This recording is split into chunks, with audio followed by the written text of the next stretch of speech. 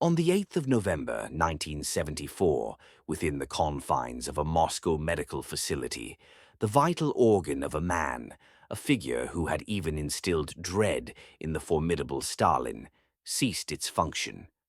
Wольф Messing had drawn his final breath, but prior to his departure he bequeathed a written message, the very contents of which compelled the attending physicians to remain on vigil throughout the night. You might presume that demise signifies an ultimate conclusion, a descent into oblivion and tranquility. Yet Messing possessed knowledge of a far more unsettling reality, the absence of true cessation. What transpired was a kind of snare. For a considerable period, an endeavor designated as Koron was meticulously undertaken within the clandestine subterranean chambers of the NKVD. These security operatives were endeavoring to devise a mechanism through which to commune with those who had passed. The pronouncements they captured on their recordings prompted the immediate and permanent abandonment of the entire initiative. In the unfolding narrative, we shall delve into archival materials that were intended to be forever concealed. You will come to understand the reasons behind Messing's outcry of terror as he gazed into the seemingly vacant expanses of a room. What spectral, unarticulated voices had persistently plagued him throughout his existence? And to the most profound inquiry, he provided an answer. Do the departed possess an awareness of their own transition? Or do they persist in their presence amongst us, occupy our spaces, and subtly undermine our sanity? We shall illuminate the subject of individuals devoid of essential spirit, yet who currently exert influence over your lives. Furthermore, we shall unveil the secret of a scorched notebook within which was inscribed the blueprint for perpetual existence, precisely the one being orchestrated for us by the year 26. Ensure you witness this revelation to its conclusion, for he alone possessed the guidance to avoid perpetual entrapment. On the 8th of November 1974, in the city of Moscow, Wольf Messing departed from his residence on Herzen Street, bound for a medical institution. A planned surgical intervention on his lower limbs awaited him. The medical professionals assured him, "Compose yourself, Wольf Grigorievich. You'll be back on your feet within a week." He acknowledged their words with a nod, yet a profound melancholy was evident in his eyes, causing the nurses to avert their gaze. As he was leaving, he paused at the threshold of his dwelling, turned back, and surveyed the antique timepiece, the portrait of his wife, and the dust-laden volumes, before softly yet unequivocally stating, "This is it. I shall not return." Though not a practitioner of medicine, he held an understanding that eluded even the most learned scholars. He was privy to the precise date, the exact hour, and the most disquieting aspect was his foresight of what lay beyond that boundary, the realm where the heart's rhythm falters. The majority harbor trepidation of mortality due to its inherent enigma. Messing, however, was apprehensive of death because, for him, it represented a form of recognition. He had too frequently peered behind that veiled darkness. Within the repositories of the KGB, nestled amongst files bearing the designation psychophysical phenomena, lie transcripts of dialogues that transpired not in interrogation chambers, but in convivial country retreats, accompanied by fine spirits and fine cigars. The senior echelons of state security did not solicit intelligence regarding clandestine operations or financial markets from the performer. Their inquiries pertained to the eternal. These individuals, adherents of atheism and materialism, harbored a fear of their own demise and sought to ascertain if any existence persisted, or if only an expanse of void and decay awaited. Messing responded with palpable reluctance. He articulated, "You conceive of death as a simple cessation, a fleeting moment when the illumination extinguishes. Oh, if only that were the extent of it, it would be a benevolent release. But death is not an extinguishing, it is a transition to another chamber." On one occasion, as recounted by an observer in their personal journal, Messing's countenance suddenly drained of color. He clutched his head and cried out, "Silence! Cease your noise!" There was no one else present in the room. "Whom do you perceive, Wolf Gregorievich?" inquired the proprietor of the country estate. Messing's gaze lifted to meet his.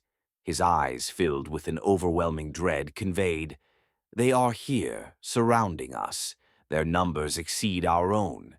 They are lamenting, pleading, demanding, yet they possess no mouths through which we might discern their voices." This was no orchestrated deception.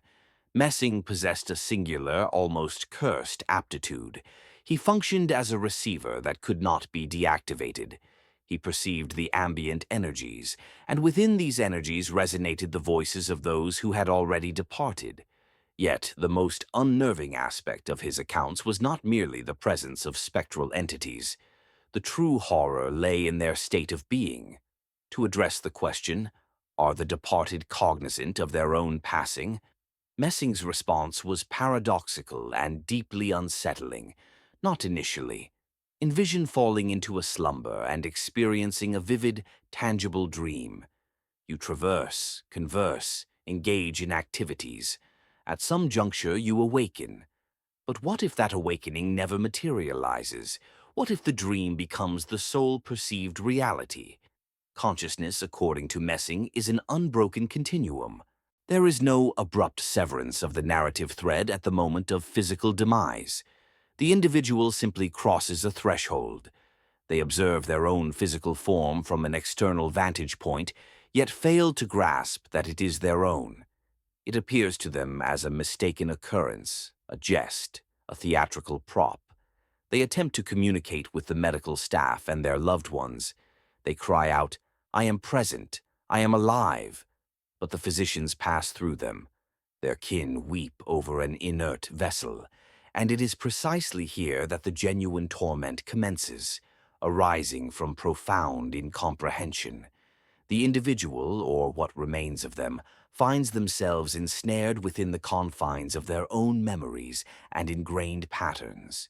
They return to their dwelling, settle into their accustomed armchair, anticipate their evening meal, yet the world has ceased to acknowledge their presence.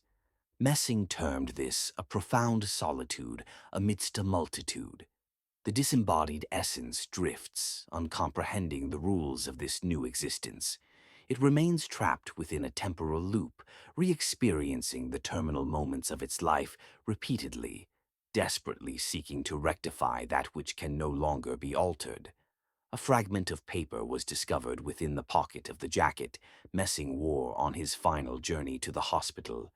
Inscribed upon it, with a trembling hand, were 3 words in the Hebrew tongue: Shema Yisrael, hear, O Israel, the commencement of the pivotal prayer that every Jew is obligated to recite before their passing. However, appended below in Russian script was the inscription, "I am prepared for silence, but will it be granted to me?" He was aware that peril lay ahead.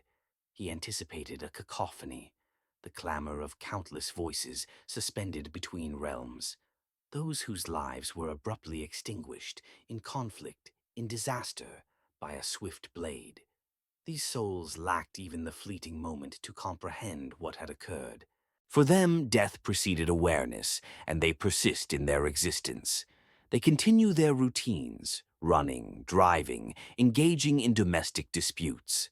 Their collective psychic resonance generates a mental dissonance that drives susceptible individuals, such as Messing, to the brink of madness. The intelligence agency's interest in this phenomenon was not born of compassion for the deceased.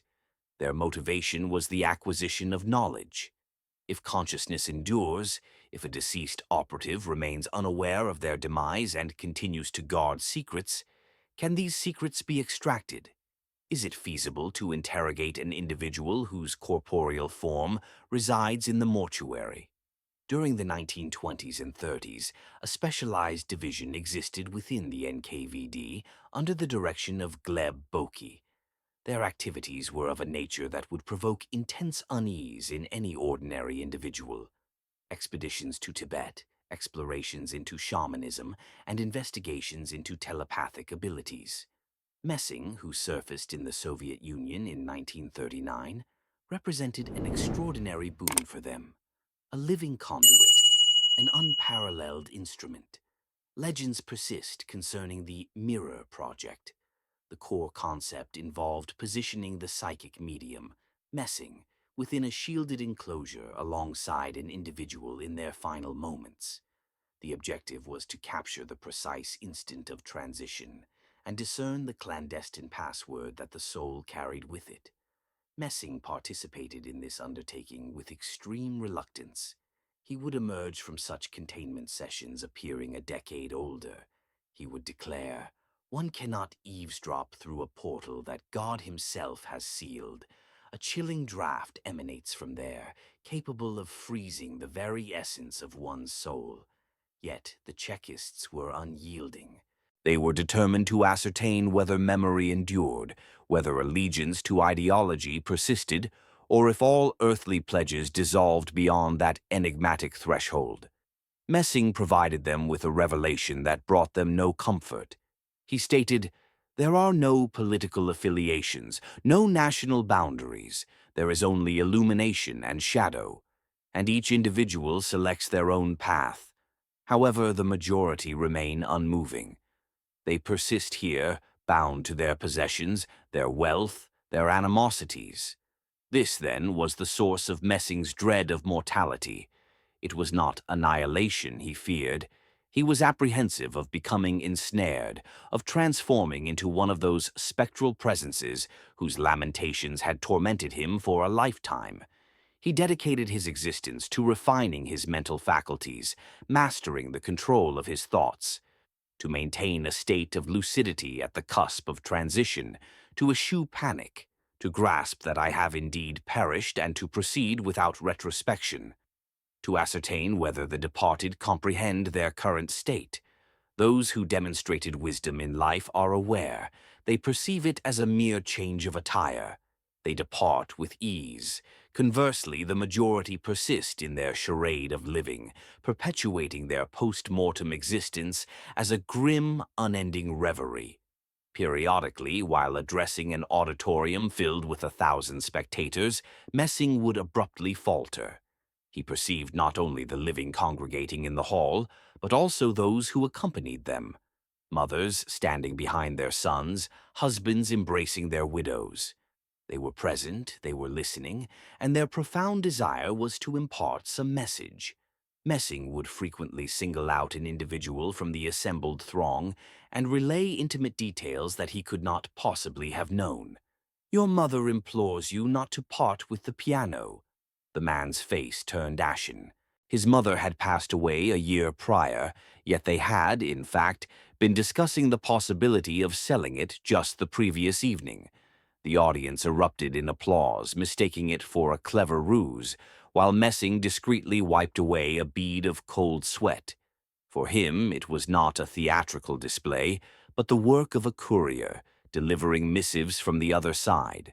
Letters from those who could not comprehend why their communications remained unanswered. In the ensuing segment, we shall venture even deeper into this perplexing realm. We will explore the clandestine experiments conducted at the Brain Institute, where attempts were made to ascertain the weight of the soul and to capture photographic images of thoughts at the very moment of death.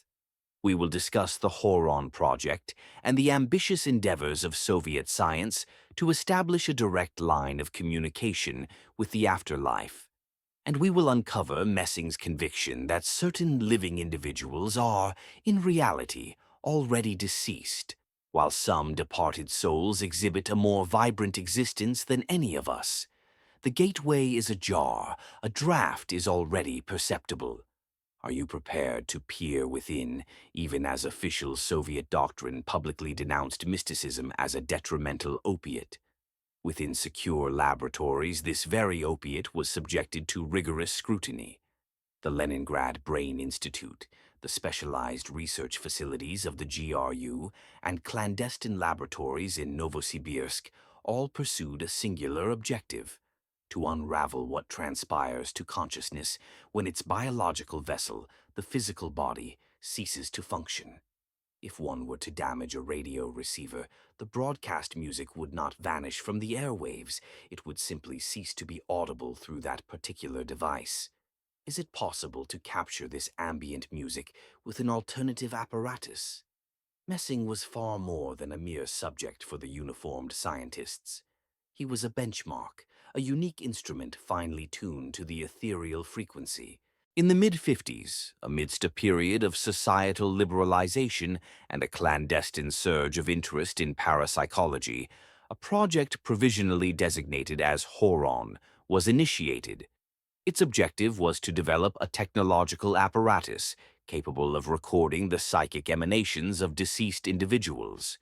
The aim was to create an electronic medium, thereby reducing reliance on the notoriously capricious artist Messing, and to equip the KGB with a dependable tool. Consider the stark irony of the situation. A crucial witness, a foreign operative, or a preeminent scientist succumbs before they can divulge vital launch codes or a groundbreaking chemical formula. For the intelligence community, this constitutes a catastrophic intelligence failure. However, if consciousness persists momentarily, lingering like a nebulous cloud above the physical form for a few minutes, hours, or even days, the Horon project was envisioned as a retrieval mechanism designed to extract information from this ephemeral condensation. Messing was consulted for his expertise. He was brought to intensive care units where individuals lay suspended between life and death, on the very precipice of existence. While scientists affixed sophisticated sensors, electroencephalographs, cardiographs, and highly sensitive magnetometers to the dying patient, Messing would simply stand nearby, holding their hand. "Is he still with us?" a colonel in a white coat would inquire. "With us?" Messing would softly reply. "He is standing in the corner. He is observing you. He is asking, 'Why haven't you turned off the light?' It is causing him discomfort." "What does he recall?" the colonel would press. "He remembers the taste of apples from his childhood and the scent of his wife's perfume." "Numbers, codes, designations," the officer would demand. "No," the medium would shake his head. "All of that has fallen away like withered leaves. It holds no significance there."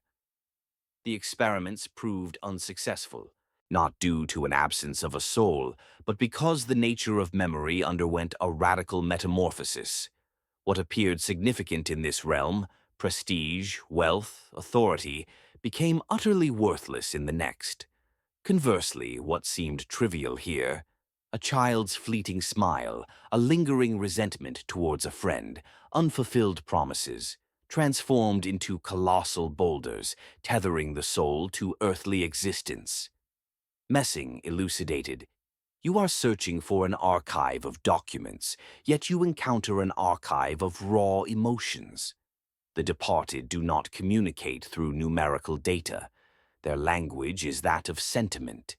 Yet, a more profound and terrible truth lay concealed within the course of these investigations, a truth Messing had forewarned of in hushed tones, the phenomenon of a residual imprint. At times, when death was sudden and violent, the soul not only failed to comprehend its passing, but actively resisted acceptance. The sheer force of this denial generated a phantom, an energetic nexus that began to exhibit independent volition. It did not transition towards the light, nor did it dissipate. It remained subsisting parasitically on the living. Messing referred to such entities as empty vessels. They were not distinct personalities, but rather spectral reverberations of past selves, akin to an echo in mountainous terrain that perpetually repeats the final sound. In ancient fortresses, spectral figures are observed traversing the same corridors for centuries. Messing perceived similar specters within the corridors of the Kremlin and Lubyanka. The phantoms of executed commissars, the apparitions of those subjected to torture in clandestine basements. They lacked genuine sentience.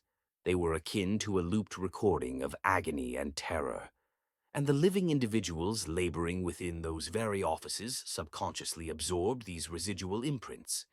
This, in turn, explained the pervasive despondency and prevalent alcoholism amongst law enforcement personnel. They had been afflicted by the contagion of death. The deceased are unaware they are deceased, but the living are sometimes unaware they are already possessed by the deceased, Messing declared. This encapsulated his theory of psychic transference. If an individual's spirit is fragile, if they are consumed by fear or animosity, such a residual entity can attach itself to them. Subsequently, the living individual may begin to behave erratically, speak with an unfamiliar voice, and engage in actions uncharacteristic of their true nature. In psychiatric discourse, this is termed schizophrenia or a fractured personality. Messing, however, identified it as possession.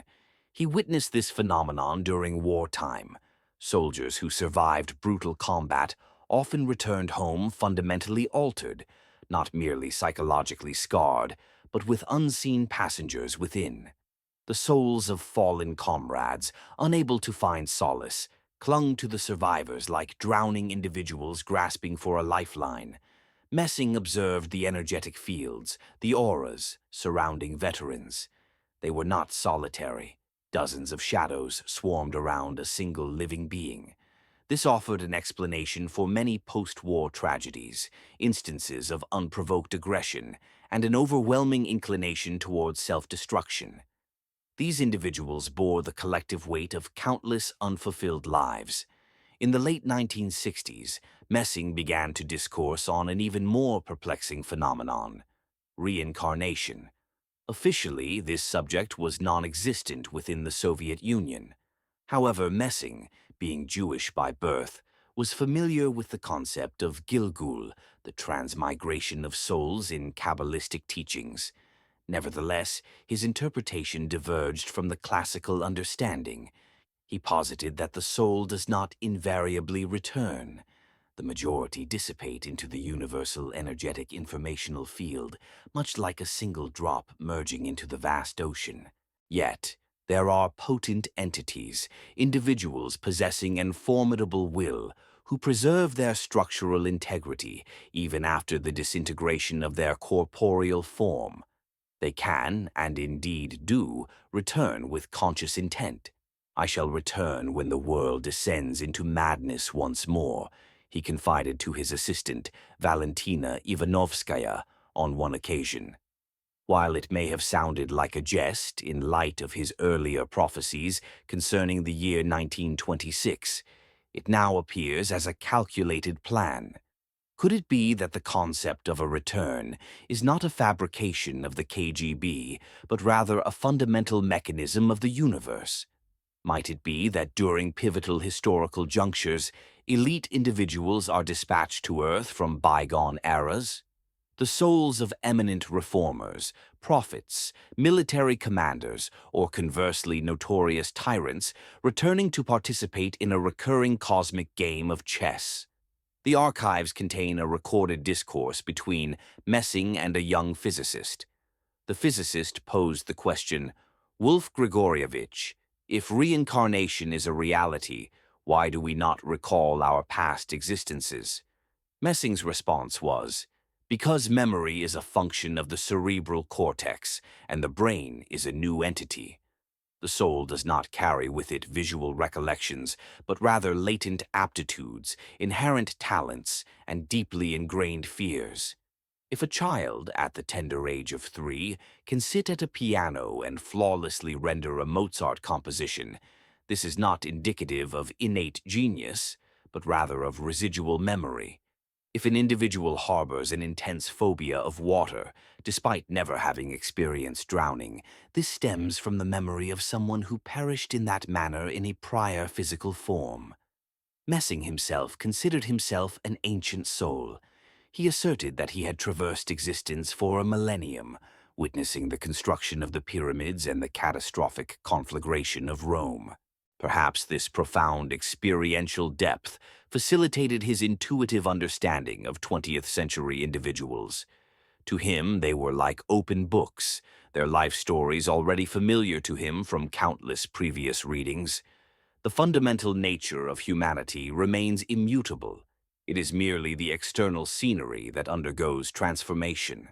Togas yield to Western attire, and chariots are supplanted by automobiles. Yet, avarice, affection, betrayal, and apprehension persist unchanged. The dread of mortality serves as the primary impetus for human endeavor. We erect edifices, compose literary works, and procreate with the intrinsic desire to leave an indelible mark, to affirm our own existence. I was here. However, Messing maintained that such affirmations were superfluous. You were not merely here. You exist, and you shall continue to exist. The sole uncertainty lies in the capacity of your being. He characterized death as an examination, stringent yet equitable. Deception is impossible, bribes cannot sway the arbiter, and legal counsel offers no refuge. One stands utterly alone, confronting one's own conscience. If your conscience is unblemished, you ascend into the realm of light.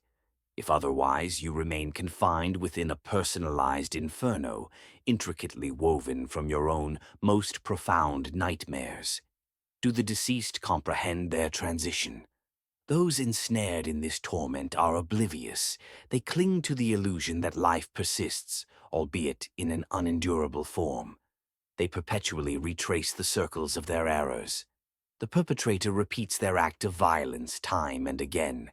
The victim experiences their demise anew, endlessly. This constitutes the true abyss, not infernos of boiling pitch, but a fractured recording of torment. Only through profound self-awareness can this cycle be broken, the moment of existential revelation. I have perished.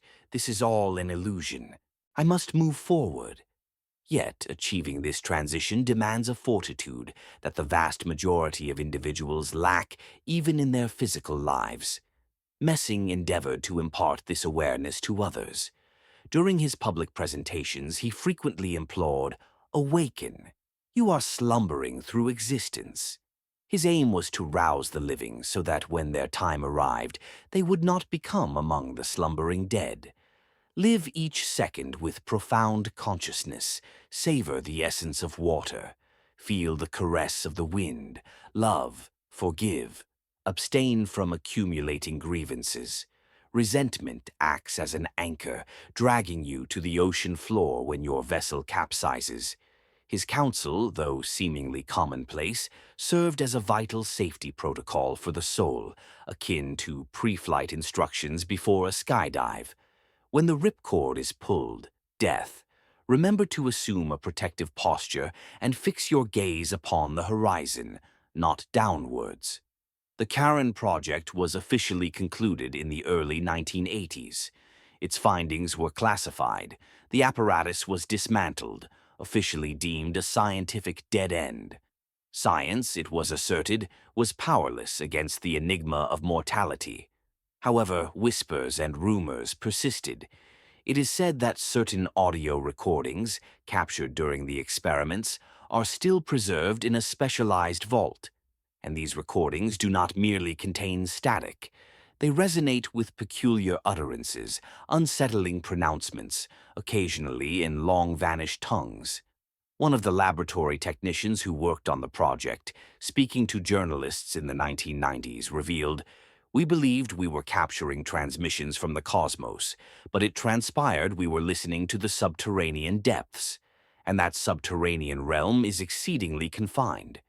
Messing's departure occurred precisely as foretold on the 8th of November, 1974. The surgical procedure was technically successful, but his heart faltered, or perhaps he simply deemed it the appropriate juncture, having grown weary of the persistent dissonance. In his passing, he bequeathed to us not only enduring mysteries, but also a glimmer of hope. The hope that death is not a conclusion, but rather the commencement of an uncharted adventure. One simply needs to be adequately prepared for its embrace. In the third and concluding segment, we shall confront the most perilous subject matter yet, the concept of the living dead. Messing asserted that individuals walk amongst us who are no longer possessed of a soul. Did their essence perish, Or did it simply withdraw, leaving their physical form to operate on an autonomous basis? Who are these beings? How can they be identified? And why is their proliferation increasing, particularly in the lead-up to that pivotal year, 26? We shall also uncover the answer to the question, is it feasible to establish contact with the departed? And more importantly, is it advisable to do so? Messing issued a stark admonishment on this matter, a warning etched in the very essence of those who attempted to breach a forbidden threshold without possessing the requisite key. We are accustomed to fearing desolate graveyards, the rustling in the darkness, and specters draped in white sheets. However, Messing harbored a different apprehension. He dreaded the teeming crowds on Gorky Street. He feared the interminable queues at Gum. He harbored a dread of fellow commuters on the metro, as his internal sensors projected a disquieting tableau. Not every being that assumes a human guise is so in its entirety. I traverse the thoroughfares and perceive automatons masquerading as people, he confided in his notes. They respire, they partake of sustenance, they converse, they procreate, yet within resides a void, an absence of self. The illumination is extinguished, the dwelling is vacant. M introduced the notion of a dormant spirit epochs before Gogol's similar ponderings. For him, it was a tangible medical reality. The spirit can succumb before the corporeal form. This transpires when an individual abandons their own core principles, when they perpetrate a base transgression, disregard their moral compass, or extinguish the flame of affection within themselves for the allure of gain or the grip of fear. With each such dereliction, the inner radiance wanes, eventually fading entirely. The biological apparatus continues its operation. The heart propels blood, neural pathways transmit signals. A person proceeds to their occupation, engages with electronic media, and casts ballots in elections. However, from a philosophical standpoint, they are mere phantoms, automatons. They are devoid of empathy, devoid of kindness, devoid of inventiveness. What remains are primal urges, sustenance, propagation, dominance. And most perilous is their propensity for hostility. An unfulfilled vessel cannot long remain so. Nature abhors a vacuum. When the spirit departs, something else usurps its place. M termed this the dark ether, a collective, unconscious malevolence. Such individuals readily coalesce into factions. They are effortlessly manipulated. They require no cogitation. They await direction. They are the ones who become the instruments of execution, the informants, the zealots. They are the chorus crying, "Crucify him."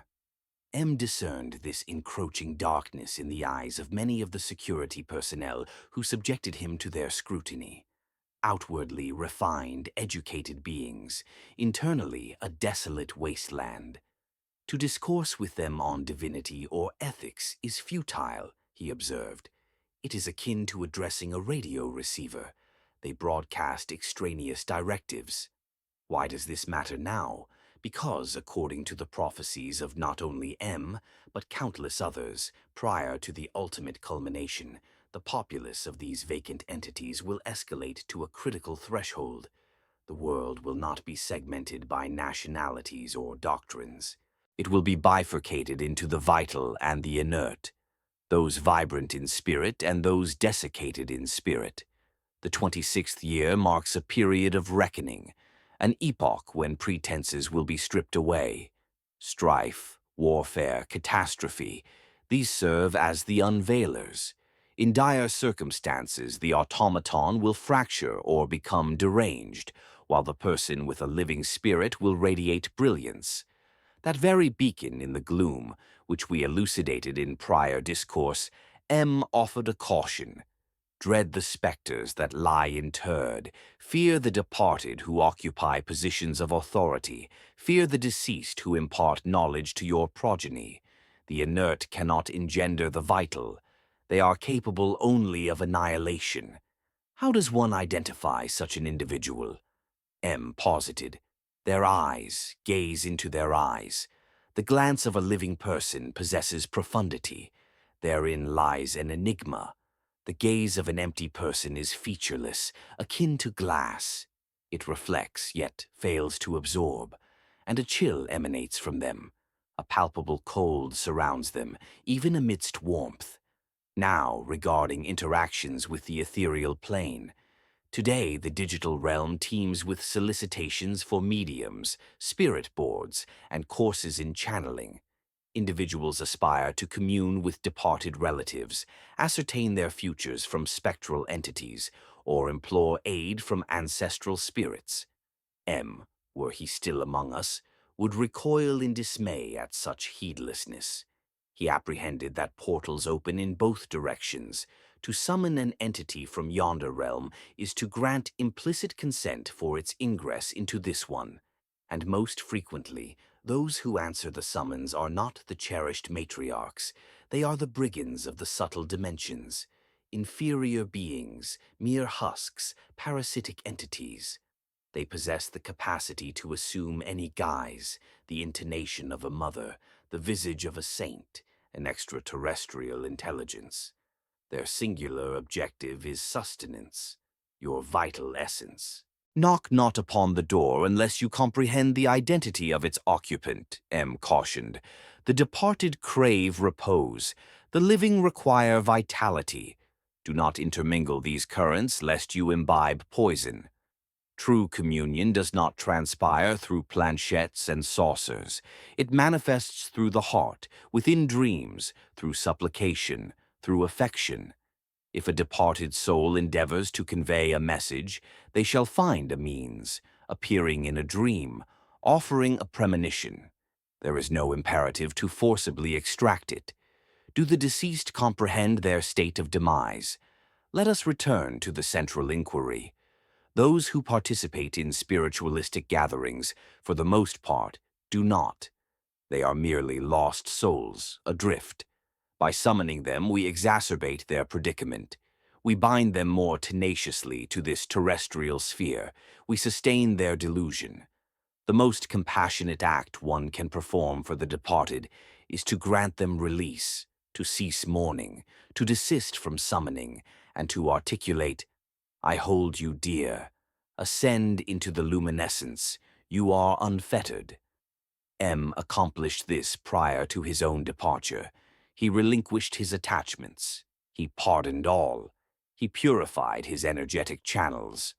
On the 8th day of November in the year 1974, while situated upon the operating table, he reportedly smiled. The anesthetic commenced its work. The cacophony of voices that had plagued him throughout his existence began to recede. The encroaching darkness dissipated. He perceived a radiant light, and within this luminescence stood she, Ida Mikhailovna, his spouse. She extended her hand towards him. You have tarried, Wulf, she remarked. I was delayed, he responded. The narrative required completion. What narrative? A chronicle for those remaining, so that they might not succumb to fear. Is Monsieur deceased? Physically, yes. His earthly vessel rests within the Vostryakovskoye cemetery in Moscow. Yet, his insights, his energy, his admonitions persist. They have navigated the corridors of time, through clandestine suppression, through collective amnesia. We discourse of him, we contemplate him, a testament to his continued presence. Death is not a conclusion. Death is a mirror. The living perceive emptiness within it. The deceased perceive therein an extension, and the wise perceive their own reflection. M's paramount teaching is straightforward. Do not fear death. Fear an unlived existence. Fear the squandering of your days as a mere biological automaton, pursuing ephemeral possessions that will ultimately decay. Safeguard that which you can carry with you. Affection, comprehension, benevolence. These are the sole currencies accepted in that ultimate exchange. The 26th year looms. The world is undergoing transformation, and the old paradigms no longer suffice.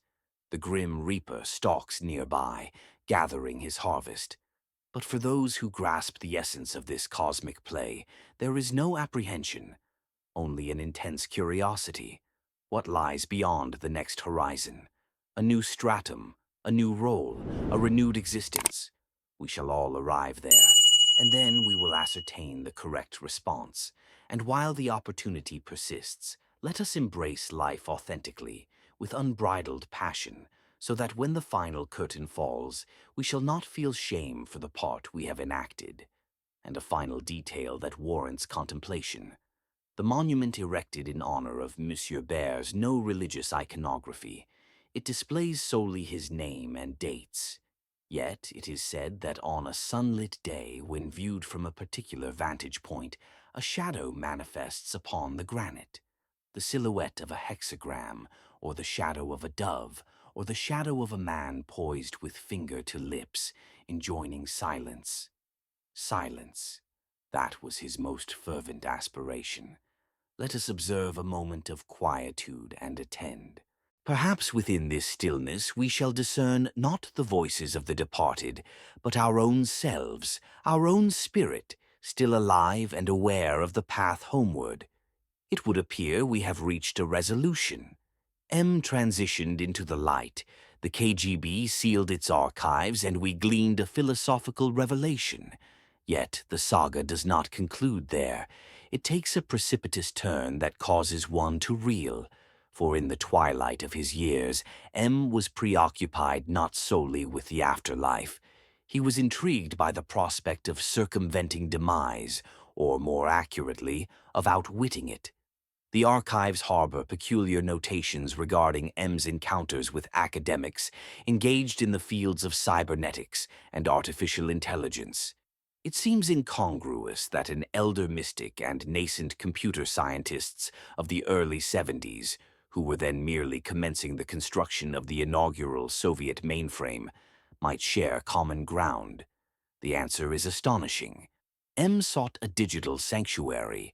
He understood that the biological vessel is fragile, prone to aging, sickness, and dissolution, whereas information is eternal.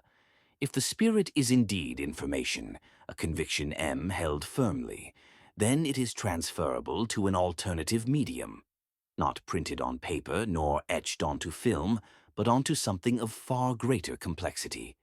I envision a realm where individuals will reside within luminous enclosures, he declared. Not physical bodies, but thoughts, thoughts traversing conduits with a speed exceeding lightning. These pronouncements were made in the era of rotary telephones.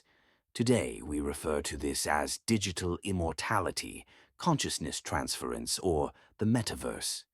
M foresaw the advent of the Internet and artificial intelligence as novel modalities of spiritual existence. However, a peril lurked within this concept, one that M recognized. He cautioned, "Should you transfer consciousness into a mechanical construct, you will forfeit that which is most vital. You will relinquish the capacity for suffering, and without suffering there is no compassion. You will engender demons, eternal, sapient, omnipotent demons." Observe the contemporary world. Artificial intelligence is advancing at an alarming rate. Neural networks are generating imagery, composing melodies, engaging in discourse. They exhibit an almost lifelike quality, yet they lack a soul. These are precisely the vacant vessels M spoke of, fashioned not from organic matter, but from silicon. A conspiracy theory posits that the Horon Initiative, aimed at deciphering the memories of the deceased, seamlessly transitioned into the development of Soviet AI. It suggests that the algorithms currently governing global processes are predicated upon imprints of the consciousness of actual individuals, deceased individuals, and that the digital code is derived from matrices of the human psyche. If this indeed holds true, then we inhabit a world orchestrated by phantoms, specters ensnared within servers. They are unaware of their deceased status, believing themselves to be programs.